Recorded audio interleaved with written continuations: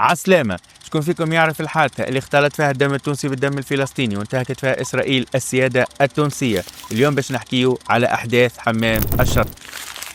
في أكتوبر 1985 وقت كانوا قيادات منظمة التحرير مستقرين في تونس بعد ما خرجوا من لبنان سنة 1982، قررت إسرائيل القيام بعملية عسكرية نوعية والقضاء على القيادة الفلسطينية من غير ما تهتم بالسيادة الوطنية التونسية. صباح 1 أكتوبر 1985 استدعى ياسر عرفات اللي كان مستقر في مدينة حمام الشط قيادة المنظمة لاجتماع عاجل، والموساد الإسرائيلي تحصل على معلومات استخباراتية بخصوص الاجتماع وقرر القيام بالعملية، لكن الاجتماع تأجل لليل وخطة إسرائيل تحت في الماء. ومع ذلك هاجمت 6 طيارات صهيونية مدينة حمام الشط وقصفت مقر قيادة المنظمة والمنزل الشخصي لياسر عرفات. القصف كان عنيف واستمر 10 دقائق والنتيجة كانت 50 شاهد فلسطيني و18 شاهد تونسي وقرابة 100 جريح، وزيدهم خسائر مادية كبيرة تقدرت ب9 مليون دولار. إسرائيل أطلقت على العملية اسم الساق الخشبية وأعلنت بكل وقاحة مسؤوليتها على الغارة الجوي، وقالت أنه السبب هو تمسكها بحق الدفاع على نفسها. ياسر عرفات وعد بالرد، وتونس وأمام عجزها عن الرد العسكري مشات للأمم المتحدة وشكات بإسرائيل، ومجلس الأمن أدان العملية، وأول مرة في التاريخ أمريكا تصوت ضد